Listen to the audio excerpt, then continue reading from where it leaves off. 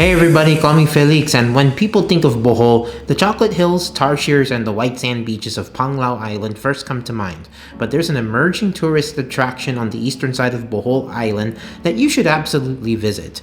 It's a piece of Bali in Bohol called the Cadapdapan Rice Terraces in the mountainous town of Candijay.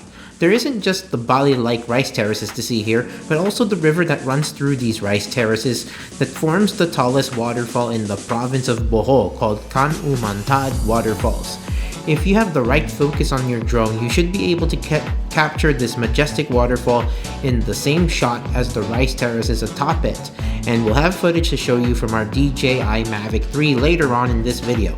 I'm going to show you how we got to this magical spot in Candijay. At the time we visited Bohol, Super Typhoon Odette swept through only 1 month before our visit, which entailed a lot of downed trees and the lack of electricity a primary concern in virtually every spot in Bohol. So as a result, we had to stay at a nice premium beachfront resort all the way southwest on Panglao Island, specifically Bohol Beach Club. If you're going to visit these rice terraces in Candijay, I recommend calling the beachside town of Anda as your home base, as it's a much shorter trek, about 15 to 20 minutes to reach Candijay town proper, and about a half hour plus to navigate the tricky mountain roads.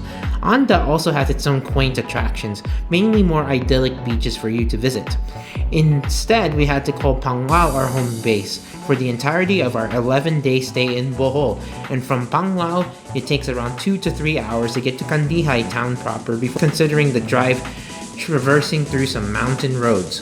From Panglao, you'll have to cross the channel to the capital city, Tagbilaran, head east on the main highway past Baclayon, and proceed eastward until you reach the fork in the road splitting Candijay and Anda.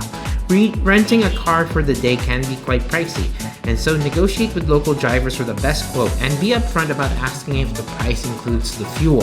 If memory serves, we paid about 3,000 pesos for each round trip from Panglao to Anda and Panglao to Candijay. Also take into account you'll be traveling for 6 hours total if you're based in Panglao. And again, I highly recommend finding a good place in Anda, which has its own range of accommodation, albeit not as varied and deep as Panglao yet.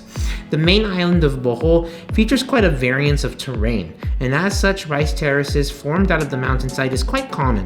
And many Boholanos say the most beautiful rice terraces are in the agricultural town of Candijay, notably in the barangay of Cadapdapan. In fact, off the main highway, you'll see fields of rice terraces already, and you might be fooled that the vast acreage of rice terraces comprises of the most famous Candijay has to offer. You'll need to keep following the mountain roads and uphill, and boy did we have a whale of a ride there, as the roads were under construction in some spots, and thankfully we had an all-wheel drive vehicle to make it out alright through the bumpy dirt roads.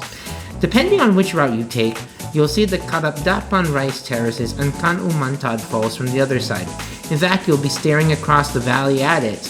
From that vantage point, you're going to make a horseshoe pattern following the road that leads to Cadapdapan, and once there, you'll pay a small access fee.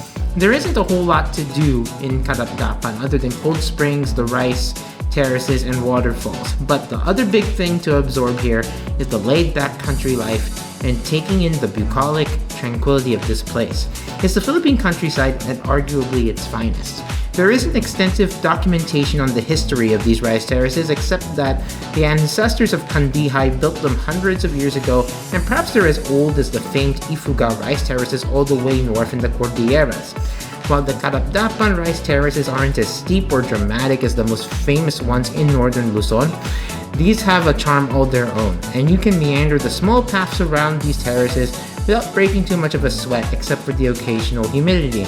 It's also worth noting that the access to the Can-Umantad Falls below was blocked because Super Typhoon Odette caused a major landslide that closed off all the roads and even wiped out the sitting areas adjacent to the natural pool below. We'll get to that on the dedicated drone video of the Can-Umantad Falls. For now, let's enjoy some drone footage of the Cadapdapan Rice Terraces.